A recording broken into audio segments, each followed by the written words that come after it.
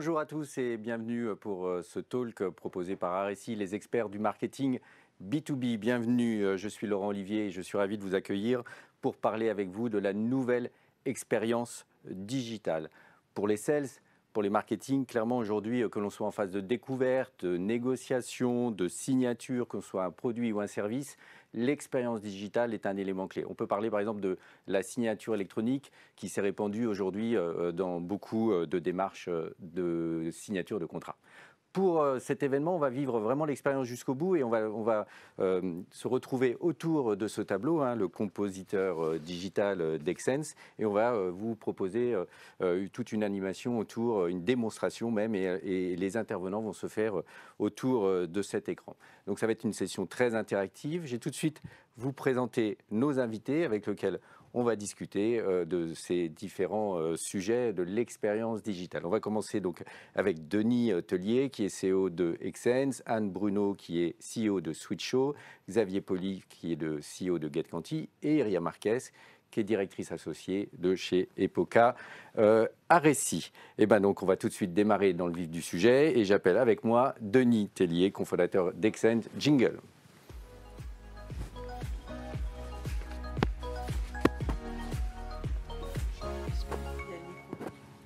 Alors, c'est le micro, c'est rien qui est parti, mais on va le remettre. Hop, voilà, super, dans le bon sens, tout va bien, super. Voilà, c'est les joies du direct, tout va bien. Juste ici, voilà, comme ça, tout le monde nous voit bien. Donc, Exsense, j'en ai déjà dit un mot pour démarrer. Donc, c'est un outil qu'on peut utiliser ici en public sur un grand écran, mais qu'on peut aussi utiliser sur une tablette par des commerciaux. Et donc, c'est pour ça qu'on dit qu'ici en public, ou dans les formations pour un show comme aujourd'hui, ou avec des tablettes, on va augmenter l'expérience et on va donc capter encore mieux l'attention et favoriser l'engagement. Est-ce que déjà, Denis, pour commencer, on peut dire un mot sur Exsense et cette expérience? Oui, c'est vrai qu'aujourd'hui, quand on parle de présentation, je pense que notre cahier des charges, on a répondu à 3 principales attentes. La première, c'est le dynamisme.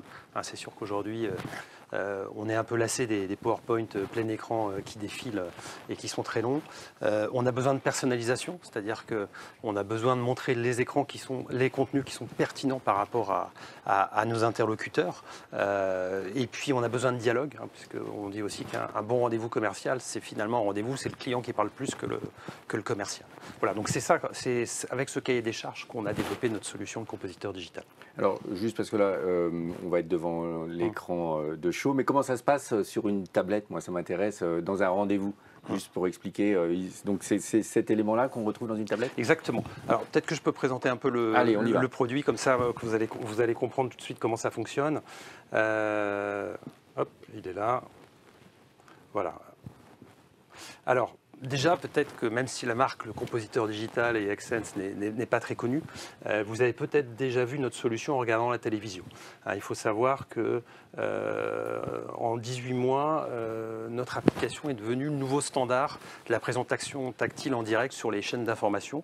Donc, quand vous voyez des journalistes qui manipulent des contenus sur France 2, France 3, France Info, LCI, France 24 et bientôt d'autres chaînes d'information, il faut savoir que c'est notre solution. Ce qu'on voit ici, voilà, là, exactement. C'est notre solution qu'ils utilisent. Alors bien évidemment, on n'avait pas à l'origine conçu cette solution pour la TV, mais c'est vrai qu'aujourd'hui, on la voit plutôt pour la présentation commerciale. Elle a pas mal d'usages. On a aussi des dirigeants d'entreprise qui l'utilisent pour animer des réunions à fort enjeu où il y a comme outil d'aide à la décision. On équipe des centres de formation dans des grandes entreprises et des grandes administrations comme outil d'aide à la pédagogie. Mais la raison principale pour laquelle le logiciel a été créé, qui reste aujourd'hui le principal usage, c'est la présentation commerciale. Donc c'est vraiment animer les rencontres clients, que ce soit en face à face ou en visio. Et donc pour comprendre, l'expérience, elle se fait à partir soit d'un écran ou d'une tablette tactique et d'un logiciel qui est donc Tout à fait. Qui permet d'interagir. D'accord, avec tous ces éléments donc. Tout à fait. La plateforme, elle est composée de 2 parties. La partie principale, c'est ce qu'on voit ici, c'est une application qui s'appelle le compositeur digital. C'est une application qui permet de transformer n'importe quel dispositif tactile en un espace de dialogue dans lequel on va pouvoir manipuler ces contenus existants et surtout dans leur format d'origine. Ça, c'est vraiment l'objectif. Donc le PowerPoint qu'on utilise tous, ça fonctionne. Exactement. Mais du coup, on va faire des PowerPoint beaucoup plus courts parce qu'on va arrêter de faire du copier-coller dedans, de données qu'on a dans des vidéos, dans des fichiers techniques. L'idée, c'est qu'on puisse manipuler manipuler ces documents, à la fois de faire des vues synthétiques, à la fois de multiplier les points de vue et le type de format, vidéo, 3D, fichiers techniques, schémas, etc. À la fois faire des zooms très très précis sur des détails.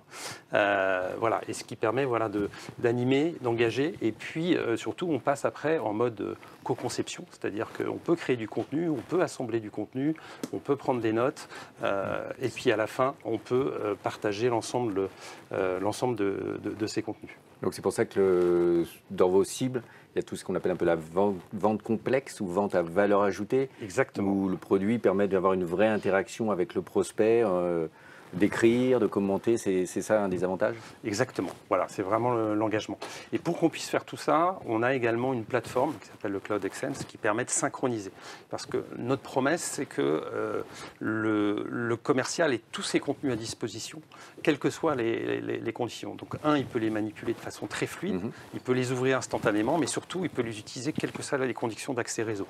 Et pour ça, on a une plateforme qui permet justement de synchroniser.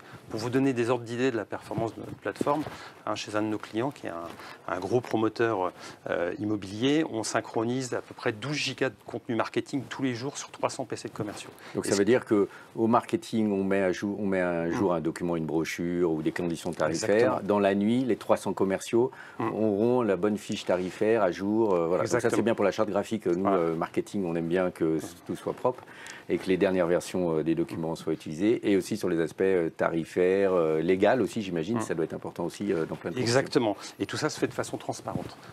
Et sur des réseaux qui sont souvent très dégradés. Donc on a vraiment une grosse optimisation. On a rajouté aussi d'autres fonctionnalités, parce que c'est vrai que depuis 2 ans, nos commerciaux vendent complexes, que ce soit dans le domaine de l'immobilier ou dans le domaine du B2B, ils sont de plus en plus aussi à distance. Et donc on a rajouté des fonctionnalités d'interaction pour enrichir justement ces rencontres, soit hybrides, soit 100% en visio. Et puis on a aussi développé... Et donc en Teams aussi, par exemple, ça fonctionne. Exactement. On peut créer cette notion d'interactivité avec le contact qui est Exactement, en face. Voilà, tout à fait. Et ce sont les mêmes commerciaux qui alternent avec le même outil, la même interface, leur rendez-vous en visio ou en présentiel. Alors vous parlez aussi de souvenirs numériques. Qu'est-ce que ça veut dire concrètement? Alors, on a aussi rajouté une fonction de génération de compte rendu, c'est-à-dire que pendant le rendez-vous, on prend des notes, on note des actions, on fait un certain nombre de choses, on sélectionne des contenus. On va pouvoir les partager sous 2 formats, soit un compte rendu classique où on va assembler l'ensemble des contenus avec les notes qu'on a prises, qu'on va pouvoir envoyer par mail, soit générer ce qu'on appelle nous un souvenir en ligne, c'est-à-dire qu'on va créer une sorte de mini site web où on va retrouver l'expérience qu'on a eue pendant le rendez-vous, donc avec la disposition dynamique des contenus, et puis on va pouvoir bien sûr manipuler chacun de ces contenus et retrouver avec bien sûr toutes les notes et toutes les annotations qu'on aura prises pendant le rendez-vous. Donc en fait c'est comme un mini compte rendu en temps réel qui part chez le prospect ou chez le client. Tout à fait, donc ça en plus ça améliore l'efficacité du rendez-vous, et puis ça permet surtout de garder un lien avec le client, et puis ça permet aussi de savoir, d'avoir des informations, des analytics, de savoir quand est-ce qu'il a été regardé le compte rendu que vous l'avez envoyé, ce qui est toujours intéressant pour un commercial. Et pour s'équiper, il faut tout changer ses PC, ou si on a des PC tactiles, ça fonctionne? Alors ça s'adapte à vraiment tout type de dispositif tactile, compatible Windows, puisque c'est une application Windows, donc voilà. Donc on s'adapte à tous les types de marques, d'écrans, voilà. Moi j'ai une dernière question, les cibles pour lesquelles c'est les plus pertinentes, c'est lesquelles? Alors aujourd'hui, nous, c'est vraiment les commerciaux vente complexe. On va dire qu'on a un peu de B2C avec l'immobilier. Et puis sinon, c'est l'ensemble des activités, finalement, des grandes entreprises qui ont des flottes de commerciaux et qui ont des ventes complexes. Donc c'est finalement un secteur assez large. Merci Denis, on en sait plus maintenant sur Excense. Donc si on continue dans l'expérience digitale, on va maintenant voir comment réinventer landing page et comment on fait vivre une expérience plus aux commerciaux. J'appelle Anne, jingle.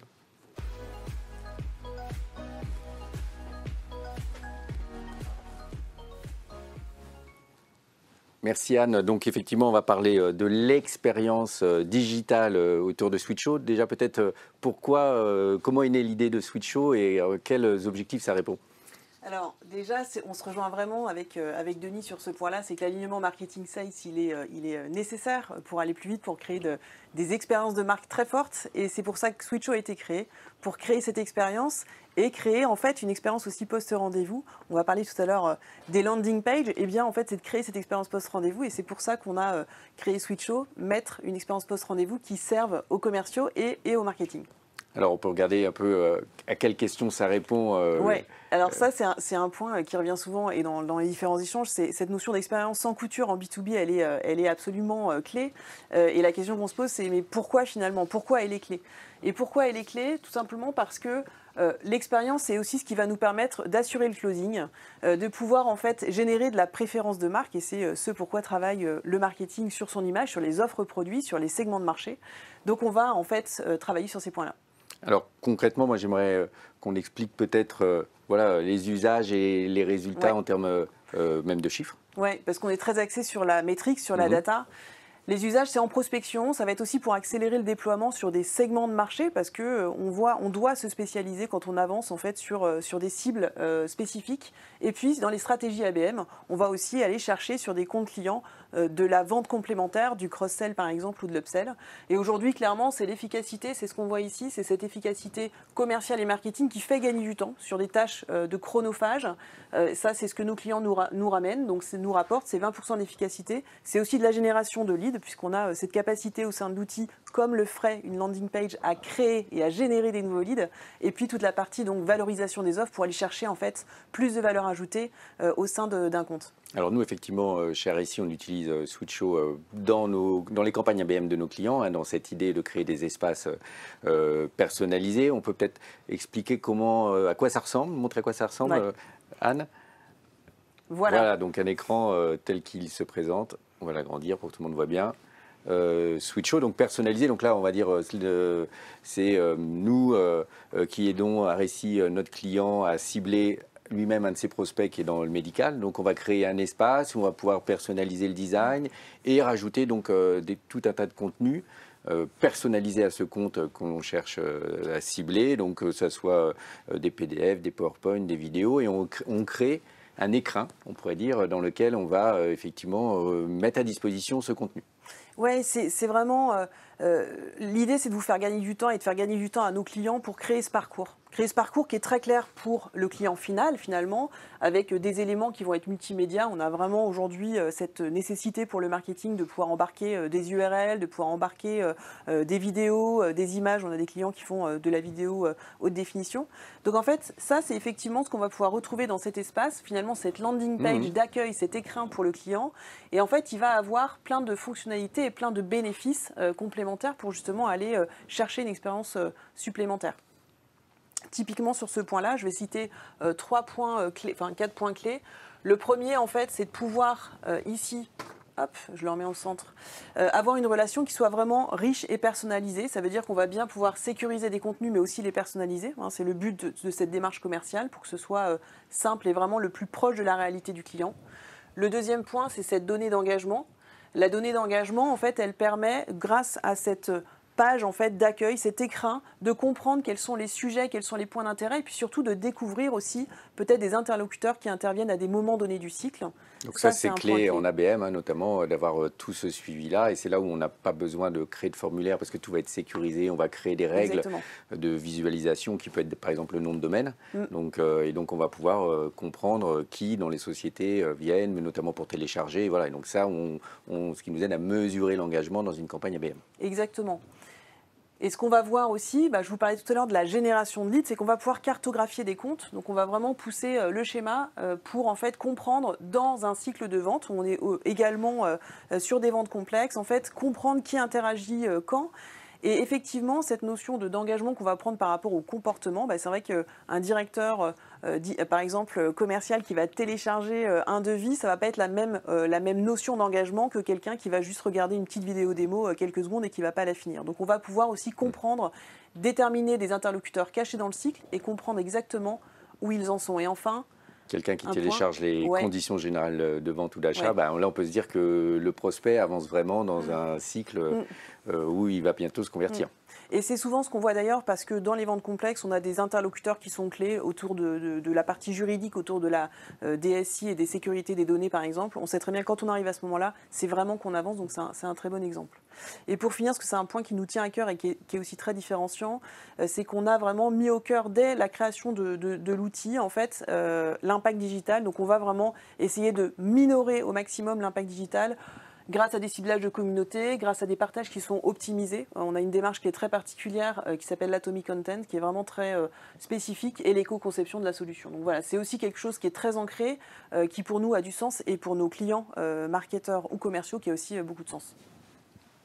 Et je dirais, nous, d'un point de vue usage, agence, ça nous permet d'être très autonome, très réactif, très agile, pour créer autant de landing page, autant d'espace que nécessaire avec aucune compétence technique et juste du drag and drop et l'ajout de fonctionnalités qu'il faut bien paramétrer pour bien comprendre ce qui passe, les interactions, etc. C'est ça aussi la forte valeur ajoutée que nous, en termes de data, on nous demande toujours en termes d'agence. Oui, tout à fait. Cette notion de low code, c'est-à-dire vraiment aucune compétence pour pouvoir le mettre en place, des gestes du quotidien, mais qui permettent derrière de laisser l'autonomie à vous, aux clients ou aux commerciaux. À chaque étape, on a besoin de cette autonomie, donc c'est vraiment ce qu'on promeut.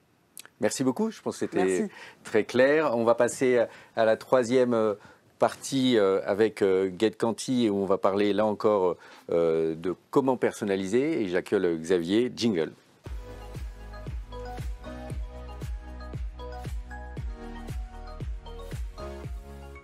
Bonjour Xavier, voilà, on va parler effectivement de personnalisation et là encore comment même on arrive dynamiquement en temps réel à faire en sorte que chacun des prospects ait le bon message adapté à sa situation. Donc Xavier, CEO de GetQuanti, on commence par dire un mot sur GetQuanti peut-être? Avec plaisir, donc effectivement on va parler de B2B exclusivement puisque GetQuanti a inventé et développé une technologie pour identifier les entreprises qui parcourent tout le digital, essentiellement le site web, et à partir notamment de l'adresse IP, donc d'informations qui sont entre guillemets publiques, sans avoir besoin de laisser un formulaire, on est capable d'identifier, de classer l'ensemble des entreprises qui vont interagir avec vos pages web. Et c'est à partir de cette information-là et de celle qu'on va générer qu'on va pouvoir maintenant personnaliser l'information parce qu'on sait qui est derrière, donc on va pouvoir se lancer dans de la personnalisation. Voilà, donc on sait quelle est l'entreprise derrière et donc on connaît éventuellement son code NAF, c'est toujours l'exemple. Exactement, donc on va pouvoir, je crois que voilà, en fait, quel est le type d'information qu'on va être capable de collecter et de construire autour de ce visiteur? La première, c'est effectivement qui est-il? Qui est-il d'un point de vue entreprise, c'est-à-dire quelle est évidemment sa dénomination, mais on ne connaît pas toutes les entreprises, surtout quand on fait de la PME, donc son secteur d'activité, sa taille, sa localisation, par où même on l'a fait venir. Donc on va avoir vraiment une cartographie fine de qui est l'entreprise qui nous visite. Deuxième élément plus intéressant, c'est qu'avec nos algorithmes, en analysant les parcours successifs de la même entreprise, que ce soit la même collaborateur ou d'autres, on va réussir à déterminer finalement ses centres d'intérêt. Donc on fait vraiment de l'analyse sémantique des pages pour savoir que voilà, c'est vraiment il faut parler de cette thématique à ce prospect. Et puis on va également, très important, pouvoir embarquer des données de nos clients. Donc s'ils connaissent ce prospect, ou sur tout l'historique qui s'est passé par exemple dans le CRM, on va savoir que c'est un prospect qui a déjà interagi avec 2-3 commerciaux et on va finalement agréger toute cette information et la remettre à disposition en temps réel de la page web pour pouvoir la personnaliser. Alors on regarde un exemple, ça veut dire quoi concrètement cette personnalisation? Alors voilà, les types de critères, on en a parlé, donc effectivement ça va être très large et on va dire la prouesse qu'on réalise, c'est de pouvoir mettre à disposition cette information de manière extrêmement facile techniquement, on va dire aux outils qui sont sur la page. Et finalement ça va permettre de faire quoi? La première chose, c'est qu'on va essayer de mieux accueillir nos prospects. Mieux accueillir, ça va être savoir finalement qu'on peut engager, qu'on va pouvoir répondre à leurs besoins précis. Donc ça, c'est typiquement ce que vous, RSI, vous avez mis en place grâce à GetQuanti. Voilà, c'est un accueil personnalisé de l'entreprise qui visite et potentiellement de ses besoins voilà, sur certaines thématiques. Donc si vous voulez essayer, vous allez sur rsi.com. Donc il faut avoir une box B2B et non pas être chez soi à la maison en B2C. Hein, ça aussi les notions de RGPD. Mais si vous arrivez sur la page RSI, votre adresse IP va être reconnue, va y avoir un matching qui est fait avec le SIRET, etc. Et donc on affiche votre nom, voilà. Et puis si vous êtes chez vous, faites aussi l'expérience, vous allez voir, le message est adapté pour être neutre et ça fonctionne aussi lorsqu'on n'arrive pas à identifier ou que la personne est chez elle. Donc ça, c'est un premier use case, on dirait. Use case, et là on parle de texte parce que c'est ce qui accroche, mais ça peut être des images, comme on le fait régulièrement. Pardon. Deuxième cas de figure un peu analogue, là on ne va pas impacter c'est sur notre propre site web, vous pouvez aussi aller faire l'expérience. Le site ne bouge pas, on va par contre personnaliser l'accroche du chat, c'est-à-dire que parce que je vous reconnais, on va indiquer, voilà, bonjour, le nom de la société, est-ce que je peux vous aider? Et lorsqu'on va ouvrir le chat, on va pouvoir aussi partir finalement pas de rien, mais de l'information. Donc là, c'est le nom de l'entreprise, mais on sait aussi quel secteur d'activité. Et du coup, en fait, on va pouvoir engager une conversation directement dans le chatbot, extrêmement pointue, jusqu'à d'ailleurs, ça fait partie des cas où on déclenche le bot de manière sélective, donc seulement sur certains utilisateurs ou certaines entreprises, on va ouvrir le bot, mais avec du contexte qui va faire qu'on ne va pas le ressentir de manière intrusive. C'est là où c'est intéressant de se connecter au CRM pour éventuellement être encore plus pertinent dans les messages d'engagement. Effectivement, c'est un client, on ne va pas lui parler de la même manière. Exactement. Et on ne va pas lui parler de la même manière la première fois qu'il vient, ou au début de sa découverte, et au bout de 2 mois, par exemple. Alors, deuxième cas très important, souvent le premier que implémentent nos clients, c'est de savoir effectivement, est-ce que c'est un client que je connais, qui me visite, ou est-ce que c'est un prospect? Parce qu'on fait venir beaucoup de nos clients sur notre site, plus qu'on ne le pense, notamment parce qu'en général, on achète notre propre nom de marque chez Google et que finalement, on fait venir les gens qui reviennent vers nous, qui sont nos clients. Et c'est très important de pouvoir le dissocier parce que vous n'avez pas forcément envie d'embarquer vos visiteurs quand ils viennent sur votre site sur les mêmes contenus ou leur dire la même chose. Donc là, c'est typiquement un cas de figure où on a des taux de conversion d'ailleurs différents entre si c'est un client ou si c'est un prospect qu'on va engager sur d'autres parties du site ou d'autres contenus. Deuxième élément aussi, qui sont des cas réels, qu'on a fait avec RSI, pour un constructeur automobile. Là, on va personnaliser le contenu qui est proposé en fonction de ce qu'on appelle la chaleur, c'est-à-dire la maturité d'achat du prospect. Si c'est quelqu'un qui en est au début de sa relation, qui découvre, en l'occurrence, là, on est sur le blog des entreprises de Hyundai, on va plutôt l'orienter vers un livre blanc, parce qu'on sait qu'il va falloir commencer à l'amener vers la découverte. Si c'est quelqu'un qui revient régulièrement et que notre algorithme a scoré comme plutôt mature, on va directement aller faire des essais, des réservations d'essais véhicules. Et ça fait partie des cas rares dans lesquels on peut transformer un blog informatif en vraiment call to action vers de la vente ou vers de la prise de rendez-vous. Donc ça, c'est des éléments sur le site web. Mais GetQuanti va plus loin. On peut aussi déclencher des choses, hein, par exemple des emails. Absolument. On peut aussi, à partir du moment où on a cette information d'un visiteur, on va d'ailleurs dans l'esprit un peu que tu décrivais, essayer de faire interagir plusieurs personnes de la société à travers de l'emailing, donc du retargeting vers certaines personnes de l'entreprise.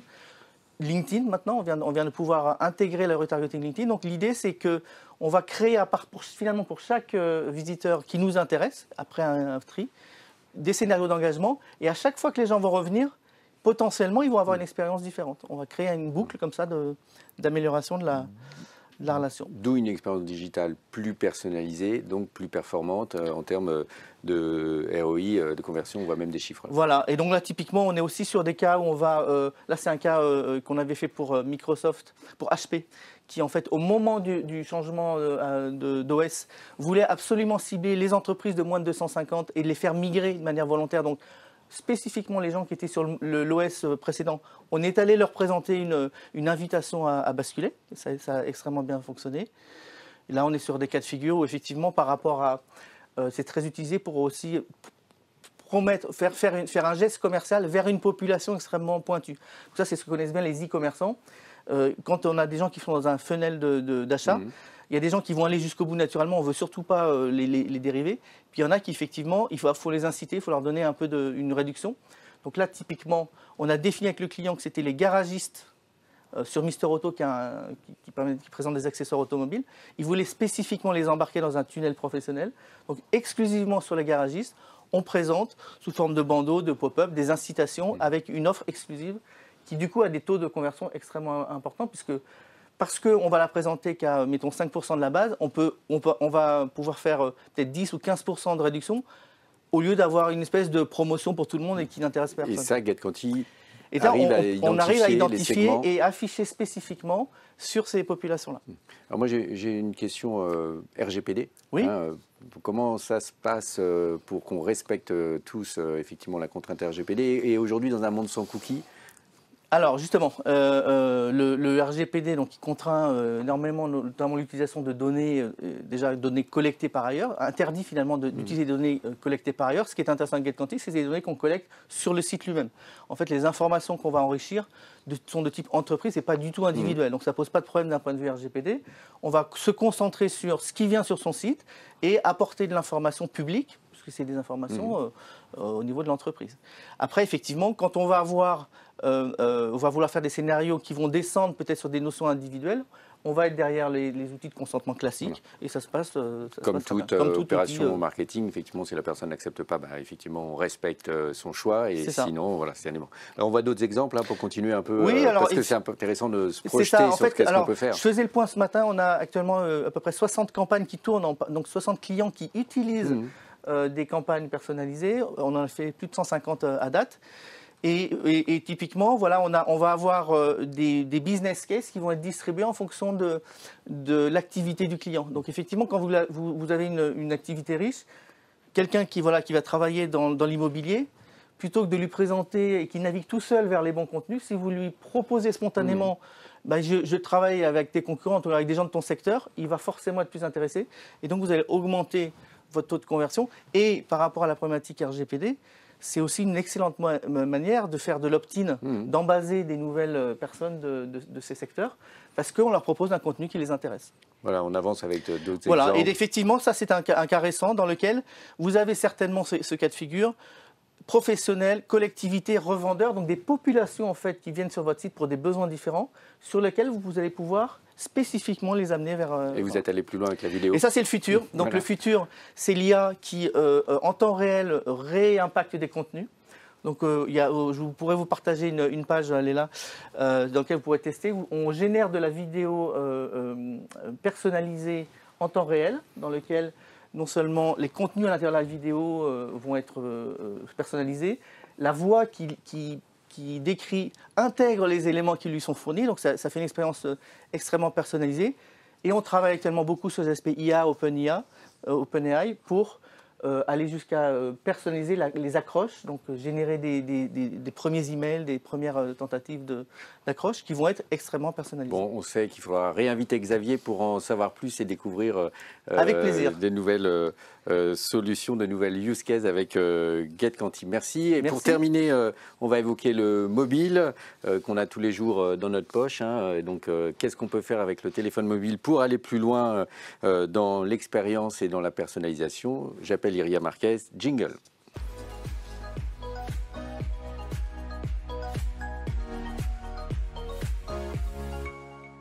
Bonjour Iria, et on va faire plus particulièrement un focus sur WhatsApp et WhatsApp for Business, comment aujourd'hui on intègre cette solution dans les campagnes qu'on utilise aujourd'hui. Donc Iria, le téléphone, c'est beaucoup...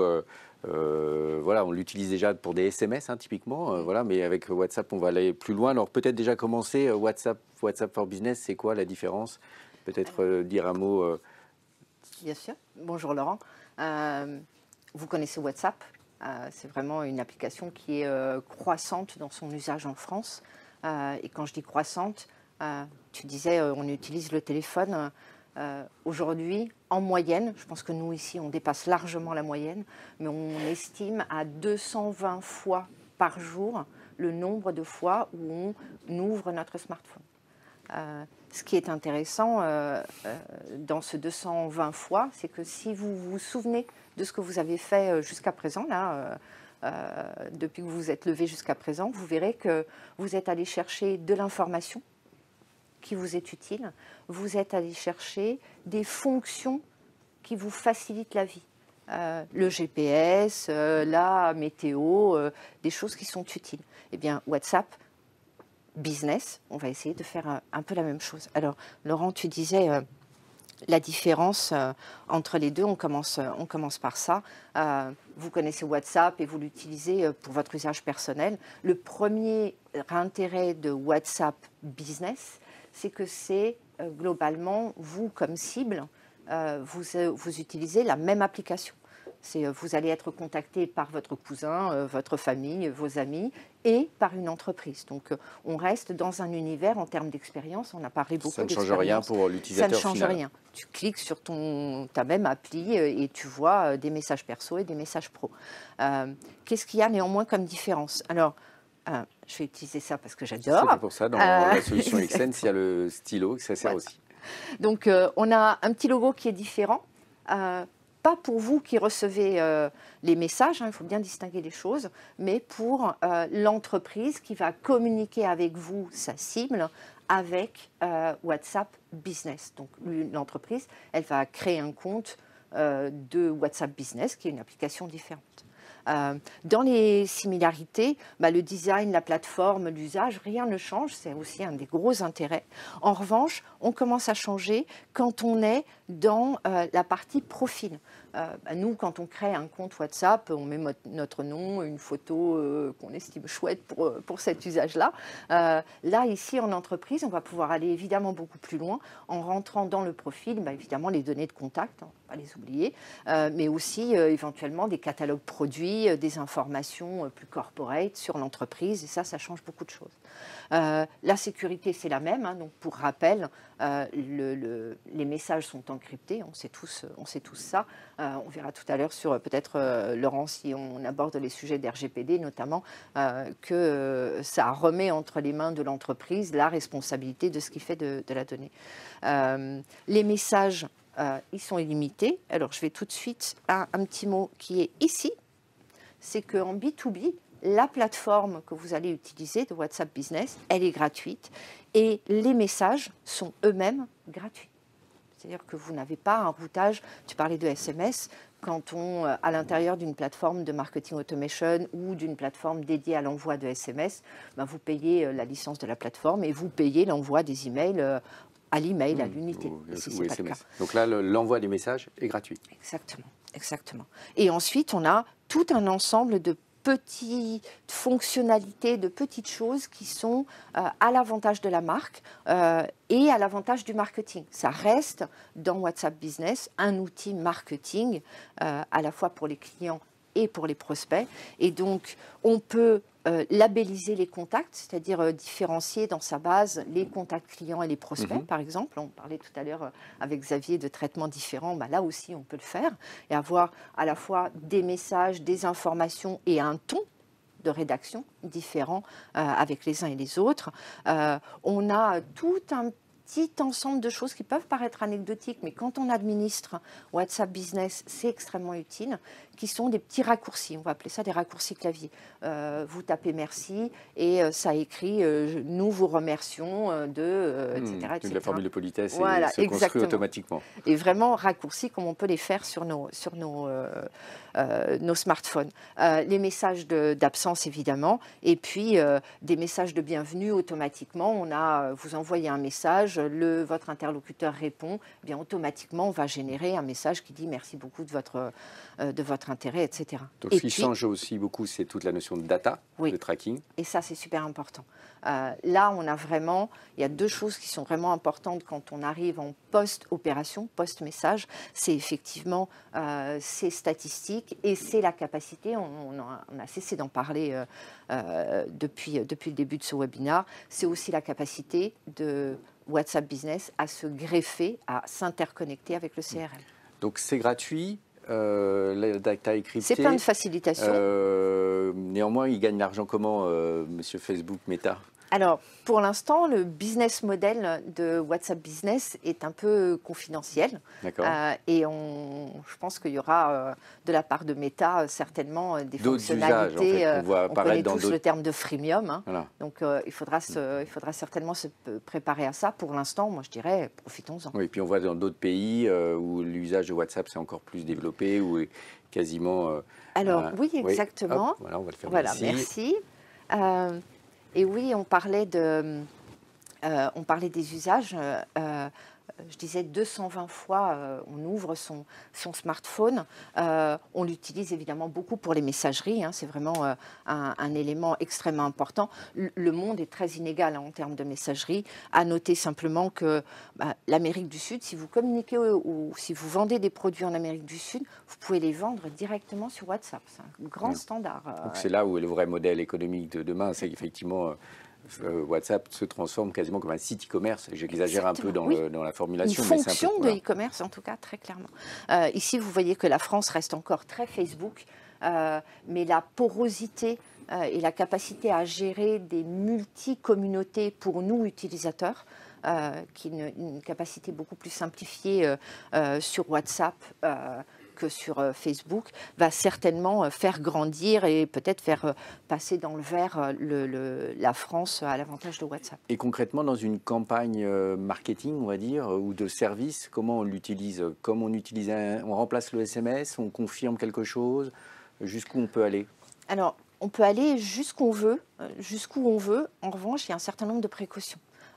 Simplement, vous voyez ici les taux d'ouverture. Les taux d'ouverture qui sont absolument considérables. Et le temps d'ouverture, 90% des messages sont ouverts en 3 secondes. Donc, ça permet peut-être pas qu'on ait 90% d'interagissants, de gens qui cliquent, qui téléchargent, qui vous donnent de l'information en remplissant des formulaires, mais au moins ils ont vu l'information. En termes de notoriété, en termes de présence à l'esprit, c'est un incroyable outil. C'est pour ça qu'il faut réfléchir à l'usage, en user sans abuser. Alors, par-delà les aspects RGPD qui sont importants, enfin de respect de son interlocuteur et de respect de la RGPD, il y a un principe qui est qu'on a beaucoup parlé d'expérience client, d'expérience cible dans ce webinaire. Le WhatsApp Business est à concevoir comme une brique dans cette expérience. Qu'est-ce que j'entends par là? C'est que c'est un canal qui a une certaine proximité. On est dans l'intimité de la cible, contrairement à un ordinateur. On est vraiment avec un téléphone très près de nous, qui ne nous quitte pas, hein, qui va à peu près avec nous toute la journée, d'une part. Donc, il faut prendre en compte cette intimité dans le ton, dans ce qu'on dit, quand on le dit. Et puis ensuite, c'est un message qui est un canal qui est très réactif et où il est important. D'abord parce que c'est c'est les conditions de WhatsApp. Exactement. L'idée, c'est qu'on soit là dans des messages one to few. Il ne s'agit pas, c'est gratuit, mais comme je disais tout à l'heure, mais vous pouvez vous faire épingler hein, si vous vous envoyez à des millions de... Vous dites, dans ma base de données, j'ai des centaines de milliers d'emails, de numéros de téléphone, de portable. Et donc, j'envoie WhatsApp va vous appeler personnellement. Et juste pour terminer, on parle RGPD, parce que c'est effectivement dans cette même idée de protection du... L'idée, c'est à la fois qu'on soit dans un relationnel, on parlait d'ABM tout à l'heure, c'est hyper approprié, qu'on soit plutôt dans un moment où il y a déjà eu un engagement. J'ai téléchargé des choses qui marquent un certain intérêt, je vais recevoir un message WhatsApp qui m'engage encore plus dans cette proximité. Et puis effectivement, la data, elle est collectée comme sur n'importe quel canal. Et donc, on a cet encryptage, on a ces conditions très strictes de WhatsApp pour qu'il n'y ait pas d'abus.